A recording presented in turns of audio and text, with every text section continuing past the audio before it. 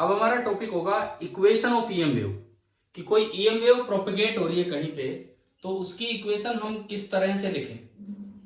Suppose एक EM wave है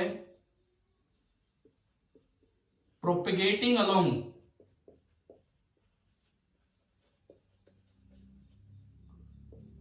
positive Z axis. एक ईएम वेव है जो जेड एक्सिस के अलोंग चल रही है। मैंने ये माना कि ये जेड एक्सिस है, ये एक्स एक्सिस है, और राइट हैंडेड सिस्टम के अकॉर्डिंग ये वाई, क्योंकि एक्स क्रॉस वाई जेड की तरफ जाना चाहिए। तो ये आपका x y z axis system बना। मैं एक ईएम वेव दिखाना चाहूंगा जो जेड के अलोंग प्रोपेगेट हो रही है। तो जो इलेक्ट्रिक फील्ड ऑसिलेट करेगा वो भी जेड के परपेंडिकुलर होगा, मैग्नेटिक फील्ड ऑसिलेट करेगा वो भी जेड के परपेंडिकुलर, और आपस में भी। मैं इलेक्ट्रिक फील्ड को दिखाता हूं रेड कलर से। तो जो इलेक्ट्रिक फील्ड होगा, वेव हमारी सीधी आगे बढ़ रही है। वेव में हमने एक एक्सिस फिक्स कर दिया कि वेव इस डायरेक्शन में जाई जा रही है जेड के अलोंग। तो इसकी वजह से देखो, velocity of Z that is along के कैप प्लस के कैप। जो इलेक्ट्रिक फील्ड ऑसिलेट होगा वो होगा प्लस माइनस आई कैप के अलोंग, और जो मैग्नेटिक फील्ड ऑसिलेट होगा वो होगा प्लस माइनस जे कैप के अलोंग। तो आप बताओ क्या तीनों म्यूचुअली परपेंडिकुलर बन जाएंगे कि नहीं, अगर ऐसा होता है तो? ठीक है। अब देखिए, इलेक्ट्रिक फील्ड इस तरह से ऑसिलेट करेगा, उसकी डायरेक्शन ये रहेगी।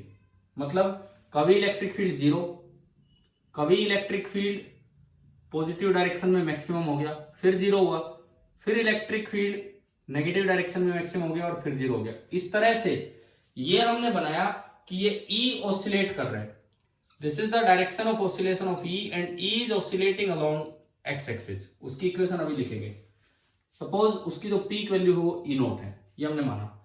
एक्स के अलोंग उसकी डायरेक्शन है, कभी वो पॉजिटिव एक्स के अलोंग होता है, कभी वो नेगेटिव एक्स के अलोंग।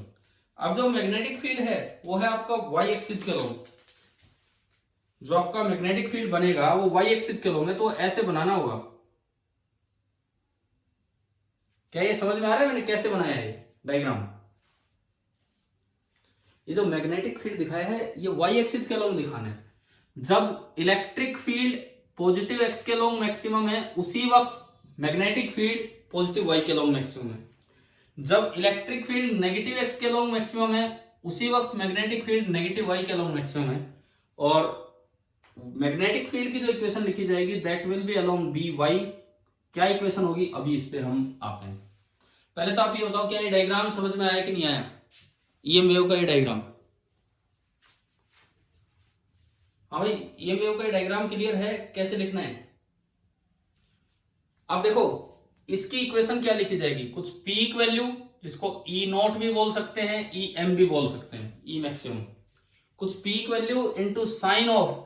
अब जो वेव की इक्वेशन होती थी, अगर जेड के अलोंग वेव जा रही है तो आप इसको लिख सकते हैं ओमेगा टी माइनस के जेड, और के जेड माइनस ओमेगा टी। उससे कोई फर्क नहीं पड़ता, क्योंकि एक बार ये ऊपर फील्ड होगा, एक बार नीचे। ओमेगा टी माइनस के जेड और के जेड माइनस ओमेगा टी। यहां पे ओमेगा तो है एंगुलर फ्रीक्वेंसी ऑफ वेव, जो कि उतनी ही होगी जितनी की एंगुलर फ्रीक्वेंसी सोर्स की है। ठीक है। और के है जिसे हम बोलते थे प्रोपेगेशन कांस्टेंट। के जो है उसे हम बोला करते थे propagation constant. Omega is the angular frequency and के को हम बोलते थे प्रोपेगेशन कांस्टेंट।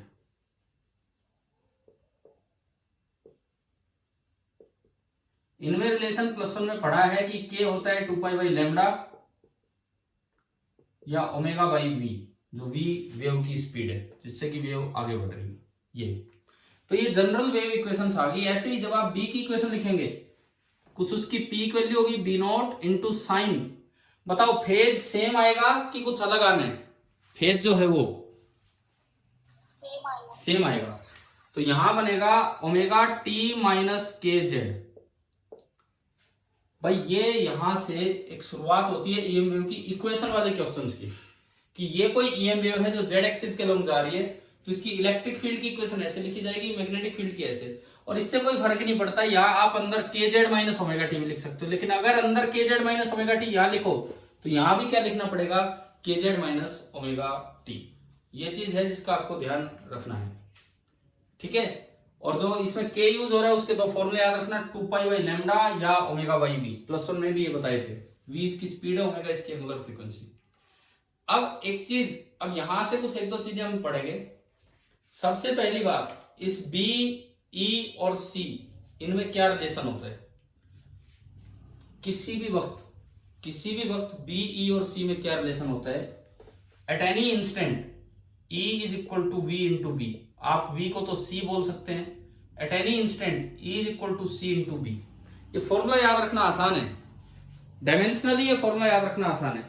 क्या आपने लोरेंट फोर्स पढ़ा है? उसमें एक फोर्स होता है QE और एक फोर्स आपका होता है QVB। पढ़ा है ना लोरेंट फोर्स, है ना? एक फोर्स होता है Q इंटू E और एक फोर्स होता है Q इंटू VB। उन दोनों को आप इक्वेट कर दो, Q से Q कैंसिल हो गया तो E बराबर VB। तो किसी भी इंस्टेंट पे जो E की वैल्यू होगी एट एनी इंस्टेंट, E की वैल्यू B की वैल्यू से एक EM वेव जो आपस में रीजनरेट करती जा रही है वो इस तरह से रिलेटेड होंगी, E is equal to CB। और आप ये बताओ, क्या E और B दोनों सेम टाइम पे मैक्सिमम पहुंच रही हैं या अलग अलग टाइम पे? सेम फेज में है, तो इसका मतलब जिस समय E मैक्सिमम है, जिस समय E की वैल्यू E0 है, उसी समय B की वैल्यू भी कितनी है? B0। जिस समय E की वैल्यू E0 है उसी समय B की वैल्यू भी B0 है। तो आप क्या करेंगे, इसमें E की जगह E0 रख दीजिए और B की जगह B0। तो एक और रिलेशन मेरे पास आ गया, E0 is equal to C into B0, कि जब कोई EM वेव चलती है तो उसके दोनों इलेक्ट्रिक और मैग्नेटिक फील्ड जो है उनकी मैक्सिमम वैल्यूज के बीच में ये रिलेशन होता है, E0 is equal to C into B0 और B0 is equal to E0/C। तो यहां तक देखते देखते आपको दो तीन फॉर्मूले याद कर लेने हैं। पहला फॉर्मूला, ये जो K होता है इसमें प्रोपेगेशन कांस्टेंट, दिस इज 2π/λ। दूसरा फॉर्मूला शायद +1 में हमने ऐसे भी बताया था, VK बराबर ओमेगा, VK बराबर ओमेगा, तो K बराबर ω/V। तीसरा फॉर्मूला, किसी भी वक्त E बराबर होगा C इंटू B, B बराबर EC मत कर देना, E बराबर C इंटू B होगा। और चौथा फॉर्मूला, सेम टाइम पे दोनों अपनी मैक्सिमम वैल्यू पे पहुंच रहे हैं, तो E0 बराबर C इंटू B0। क्या ये 4 पॉइंट्स यहां से समझ में आ गए EM वेव के? ठीक है। अब सुनो 5वां पॉइंट, आप यूं बताओ, जो वेव वेलोसिटी है, इस डायग्राम को देख के बताओ, E क्रॉस B के अलोंग है या B क्रॉस E के अलोंग है? वेव की जो वेलोसिटी है वो E क्रॉस B के अलोंग है या B क्रॉस E के अलोंग है?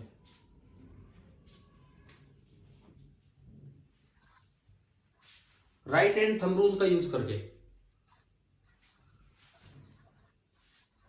बोलो भाई।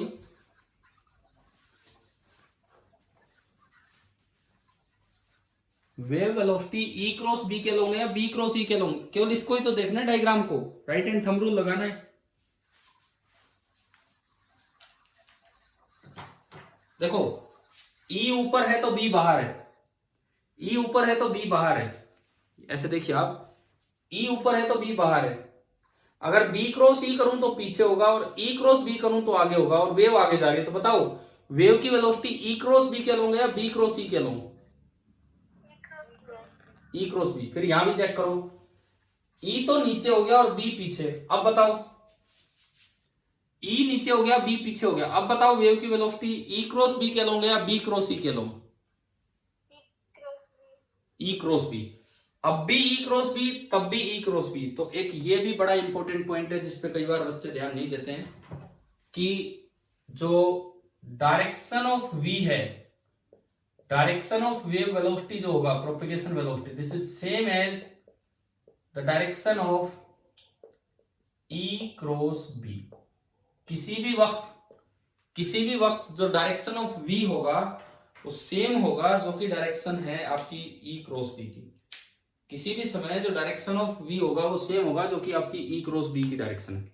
क्या ये 4-5 पॉइंट्स इक्वेशन में समझ में आ गए आपको? इक्वेशन ऑफ वेव के रिलेटेड जो मैंने 4-5 बातें बताई है, ठीक है। अब मैं आपसे एक सवाल पूछता हूं, आप बताना, अगर यहां प्लस आ जाए तो ये वेव कौन सी डायरेक्शन में जा रही है? +1 में पढ़ाया था ये। अगर यहां प्लस आ जाए तो ये वेव कौन सी डायरेक्शन में जा रही है? देखो, अगर यहां प्लस आ जाता है तो wave is travelling towards negative Z direction. आप एक बात वेव की याद रखें, वेव की इक्वेशन में फेज के रूप में एक टर्म टाइम वाली होती है और एक पोजीशन वाली। पोजीशन वाली एक्स है तो एक्स के लॉन्ग जा रही है, पोजीशन वाली वाई है तो वाई के लॉन्ग, और पोजीशन वाली जेड है तो जेड के लॉन्ग। फिर दूसरी बात, अगर टाइम और पोजीशन वाली टर्म्स के साइन अपोजिट हैं तो पॉजिटिव डायरेक्शन में जा रही है, और साइन और ना टाइम और पोजीशन वाली टर्म्स के साइन सेम है तो वो नेगेटिव डायरेक्शन में जा रही है। अब बताओ ये वेव कौन सी डायरेक्शन में जा रही है, ये वाली वेव, अगर मैं ये इक्वेशन लिख दूं तो। हाँ जी बोलिए, अगर आपने ये इक्वेशन लिख दी तो ये वेव कौन सी डायरेक्शन में जा रही है? नहीं भाई, बिल्कुल गलत जवाब, नेगेटिव जेड। इधर सुनो, अगर साइन के आगे लिखा हो के जेड माइनस ओमेगा टी, बताओ कौन सी डायरेक्शन में जा रही है? पहली बात जेड के लो, दोनों का साइन सेम है या अपोजिट है? दोनों का साइन सेम है या अपोजिट आ रहा है? अपोजिट है तो पॉजिटिव जेड में। अगर लिखा होता के जेड प्लस ओमेगा टी तो बताओ वेव कौन सी डायरेक्शन में जा रही होती? नेगेटिव जेड में। अगर लिखा होता ओमेगा टी प्लस के एक्स, बताओ कौन सी डायरेक्शन में जा रही है वेव? बोलो। नेगेटिव कौन सी? नेगेटिव तो दुनिया भर की है। जेड कहां आ गया इसमें? कहीं जेड दिख रहा है क्या हमें? एक्स, हाँ, नेगेटिव एक्स। अगर लिखा हो के वाई माइनस ओमेगा टी, बताओ ये वेव कौन सी डायरेक्शन में जा रही है? Positive y. तो क्या अब आपको केवल इक्वेशन देख के वेव की डायरेक्शन पता लगाना आ गया कि नहीं? है ना, केवल इक्वेशन देख के वेव की डायरेक्शन हमें यूं पता लग जाती है। ठीक है, अब इसके बाद सुनो, इनकी रिलेशंस, इनकी स्पीड का रिलेशन हम पहले ही याद करके आ चुके। प्रूफ हमारे सिलेबस में नहीं है उसका, वो ग्रेजुएशन के बच्चे करते हैं।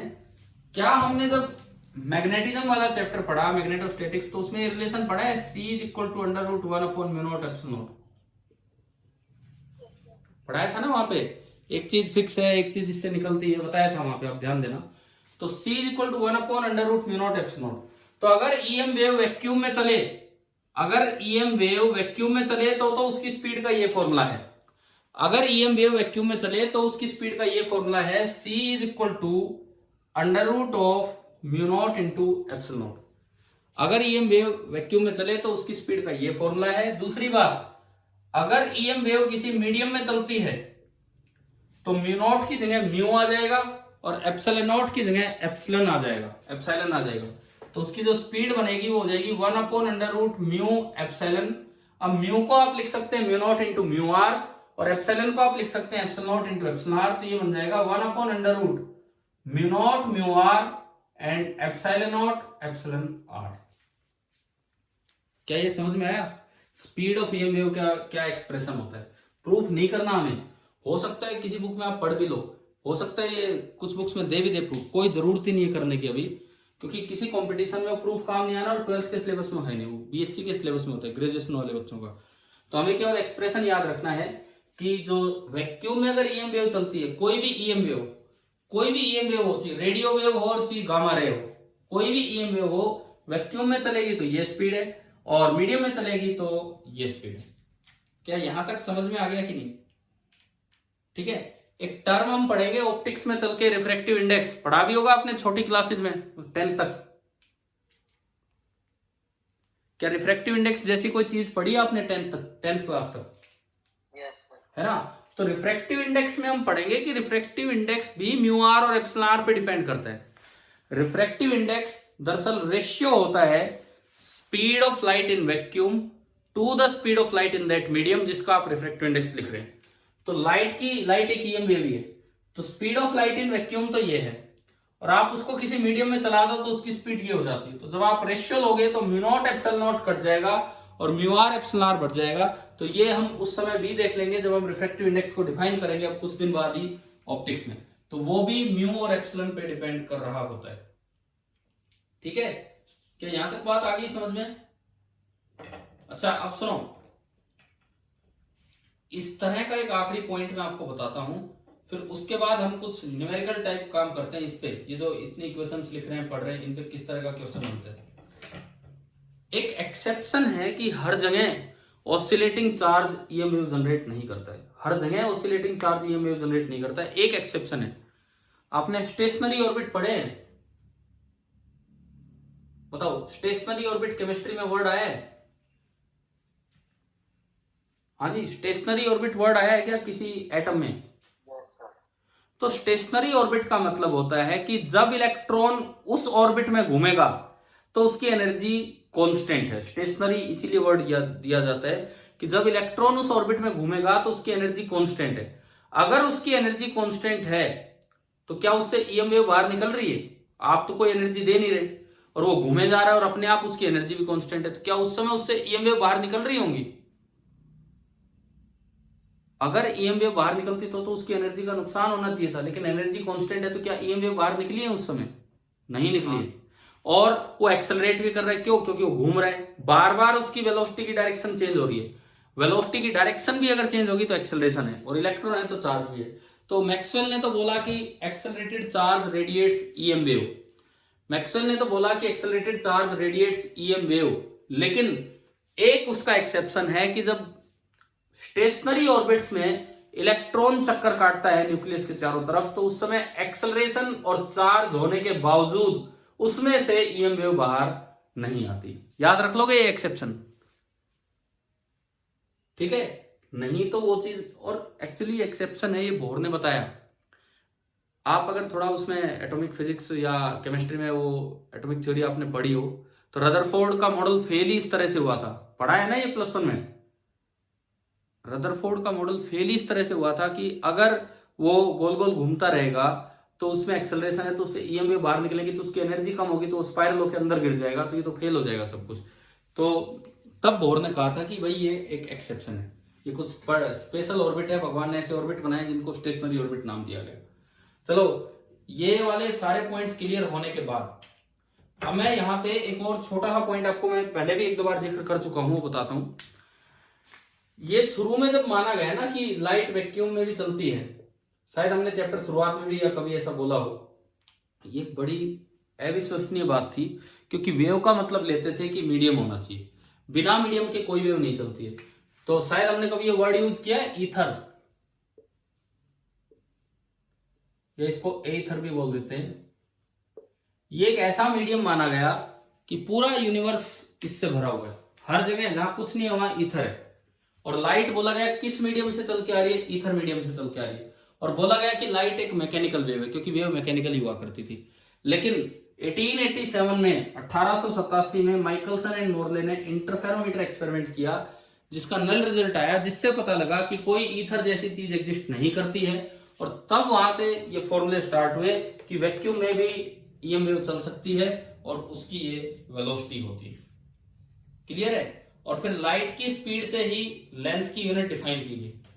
देखो, टाइम की यूनिट तो डिफाइन की गई है एटॉमिक क्लॉक, सीसियम क्लॉक से। फिर स्पीड ऑफ लाइट को एक कांस्टेंट मानते हुए वैक्यूम में, उससे आपने मीटर को डिफाइन किया। ये हमने +1 में पढ़ी है ये चीजें, ये वाली सारी बातें। तो अब हम आज की क्लास में अब 2-3 क्वेश्चंस देखते हैं कि भाई किस तरह से। आप अपनी बुक में पेज नंबर 278 निकालो। देखो, एनर्जी वाला काम आज नहीं हुआ है। ईएम वेव के पास एनर्जी है, उसके क्या एक्सप्रेशंस होते हैं, उसकी क्या इंटेंसिटी होती है, वो सब आज काम नहीं हुआ, वो कल का टॉपिक रहेगा। कल का यही सारा टॉपिक रहेगा, energy, frequency, sorry energy, intensity, radiation, pressure, और ये सारा काम कल ही चलना है। ठीक है? कल की क्लास में हमारे 2 काम रहेंगे, एक तो एनर्जी रिलेटेड काम और एक ईएम स्पेक्ट्रम के बारे में हम लास्ट में पढ़ेंगे, एक एक पार्ट के बारे में। कल आपकी ये यूनिट शायद पूरी हो जाएगी, अगर हमें पूरा 1.5 घंटा मिलता है तो ईएम वेव और एनर्जी वाला पार्ट और ईएम स्पेक्ट्रम वाला पार्ट कंप्लीट हो जाएगा। अब आप सुनो, इस शनिवार आपका टेस्ट होना है, मैं बता देता हूं वही क्लियरली आपको। इस शनिवार 2 टेस्ट मैं आपको बना के दूंगा। टॉपिक यही, टॉपिक केवल ईएम वेव और कुछ नहीं, केवल ईएम वेव, ये आपका टॉपिक रहेगा। एक टेस्ट सब्जेक्टिव और एक टेस्ट ऑब्जेक्टिव। ऑब्जेक्टिव जैसे हम देते हैं वैसे देंगे, सब्जेक्टिव आप खुद ट्राई कर लेंगे कि क्या है क्या नहीं। बताओ, ये काम आ गया समझ में? Yes sir. ठीक है? आज और कल में मिला के हम ये चैप्टर कंप्लीट कर रहे हैं। कल मैंने कहा 2 काम पढ़ने, एक तो एनर्जी रिलेटेड बातें और एक ईएम स्पेक्ट्रम रिलेटेड बातें। परसों शनिवार को आपके 2 टेस्ट हैं। सब्जेक्टिव टेस्ट में जस्ट आपको दूंगा, आप खुद लिखेंगे। चेक करवाना हो किसी को तो भाई मुझे अपने वो पिक्स भेज देगा, नहीं तो खुद भी देख लेगा, मैं डिस्कस करवा दूंगा वो सब्जेक्टिव पेपर। ऑब्जेक्टिव टेस्ट जैसे आप गूगल फॉर्म पे देते रहे उस तरह से क्लास दे तब मजा है। ऐसा ना हो कि 3 बच्चे आ रहे हैं 4 बच्चे आ रहे हैं। तो एक छोटा सा चैप्टर है, इस वीक में हुआ है, शनिवार को उसको ढंग से फिनिश कर लेते हैं, ठीक है? हाँ जी, कैंपस प्रो पे डाल देना। तो उससे फर्क क्या पड़ जाएगा कैंपस प्रो या इससे? गूगल पे अगर यहाँ पे सेफ्टी है सर, उसमें अटेंडेंस भी होती है। कैंपस प्रो आरपी स्कूल का ही है। चलो ठीक है, मैं देखता हूँ, पूछता हूँ।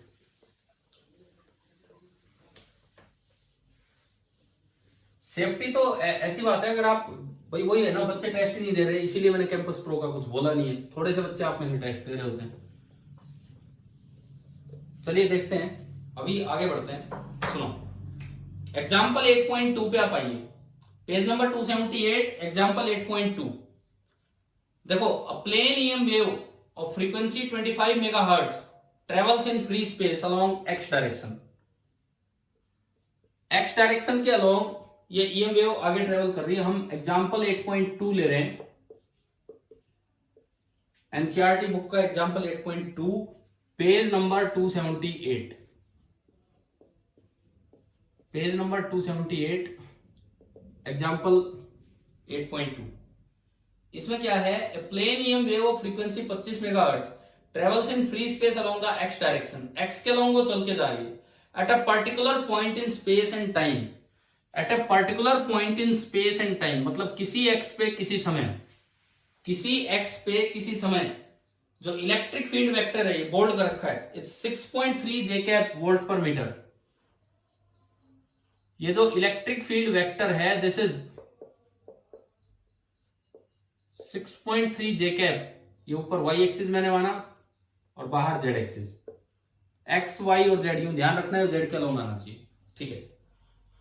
What is the b vector at that point? आपको बी वेक्टर बताना है कि भाई उस जगह पे बी कितना होगा। आपको यह बताना है कि उस जगह पे बी कितना होगा। पहली बात, डायरेक्शन डिसाइड करो। वेव जा रही है पॉजिटिव एक्स एक्सिस में, वेव आगे जा रही है। हमने क्या पढ़ा था? वेव की डायरेक्शन ई क्रॉस बी होती है कि बी क्रॉस ई? ई क्रॉस बी। ई क्रॉस बी। तो बताओ बी पीछे होगा या बाहर होगा? बी किधर होगा? बाहर, क्योंकि ई क्रॉस बी आगे ऐसे बनेगा। तो बी की डायरेक्शन डिसाइड होगी जेड एक्सिस। तो इससे तो हमें यह पता लगा कि जो बी की डायरेक्शन है इस समय वो जेड के अलोंग है। अब कोई बच्चा सोचे यूं कहे यार मैं तो जेड अंदर मान लूं, फिर क्या होगा? ना, अंदर मान ही नहीं सकते, क्योंकि एक्स क्रॉस वाई जेड के अलोंग होना है।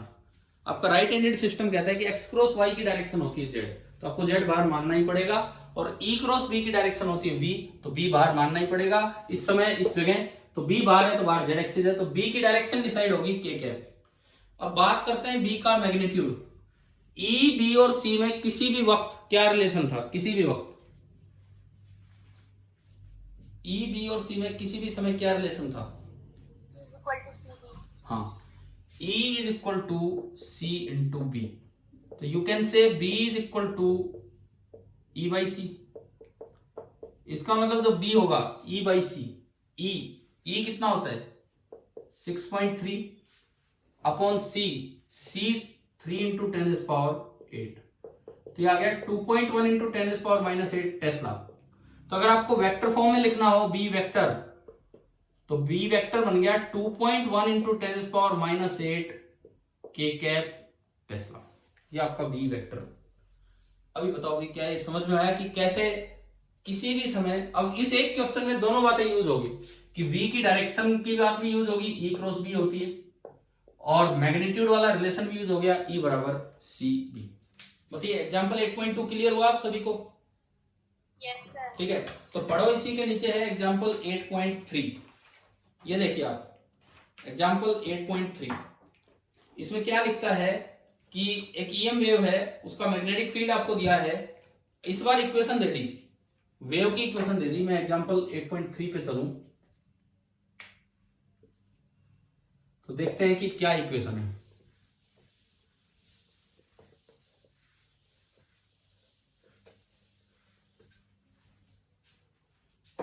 देखिए, the magnetic field in a plane EM wave is given by Vy is equal to 2 into 10⁻⁻7, ये तो बाहर एम्पलीट्यूड हो गया, इंटू साइन ऑफ एक टर्म x के साथ है, वो है 0.5 इंटू 10⁻3, 0.5 इंटू 10⁻3, ये टर्म तो x के साथ है, एंड प्लस 1.5 इंटू 10⁻11, 1.5 इंटू 10⁻11, और ये वाली टर्म आपकी t के साथ है। इतने टेस्ला b दिया गया है, किसी भी x किसी भी t पे, और जो b की डायरेक्शन है वो y के अलॉन्ग है, ये आपको बता दिया। तो एक बार तो मैं इस इक्वेशन को थोड़ा समझूं कि ये क्या है। पहले तो बताओ ये वेव कौन सी डायरेक्शन में चल रही है,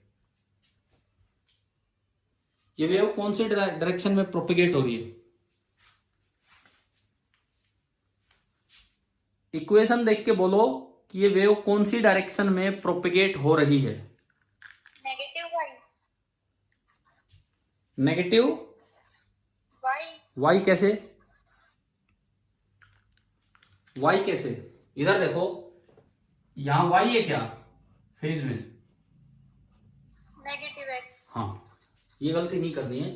ये बीच में प्लस है, दोनों के बीच में प्लस है तो नेगेटिव साइड, और यहाँ x है तो यानी कि v वेलोसिटी की डायरेक्शन आ गई नेगेटिव x, यानी कि माइनस आई कैप।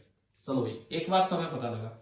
दूसरी बात, x के साथ जो लिखा होता है वो ओमेगा होता है कि k होता है, k, के पता लग गया। तीसरी बात, t के साथ जो लिखा होता है वो ओमेगा। कई बार क्या करते हैं, इसमें से कुछ चीज कॉमन निकाल के बाहर साइन के अंदर ही, साइन के अंदर, और दोनों में से कुछ चीज कॉमन लगा के फिर इक्वेशन देते हैं। तो आप पहले उसको अंदर मल्टीप्लाई कर लेना।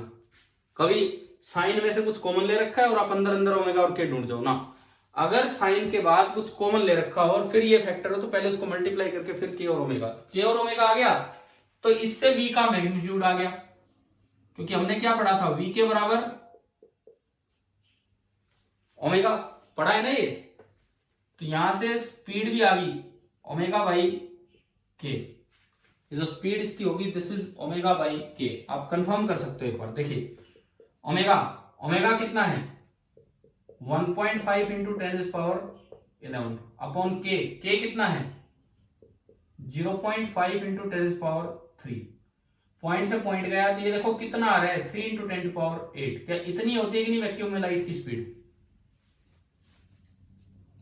हाँ भाई बोलो, क्लियर हो रहा है यहां तक? Yes sir. ठीक है, अब इसमें क्या पूछा है इस सवाल में वो देखते हैं। What is the wavelength and frequency of wave, एक तो ये बात, और दूसरा कहता है right the expression for electric field. देखो एक्सप्रेशन फॉर इलेक्ट्रिक फील्ड तो बड़ा आसान है लिखना, एक्सप्रेशन फॉर इलेक्ट्रिक फील्ड तो बड़ा आसान है लिखना।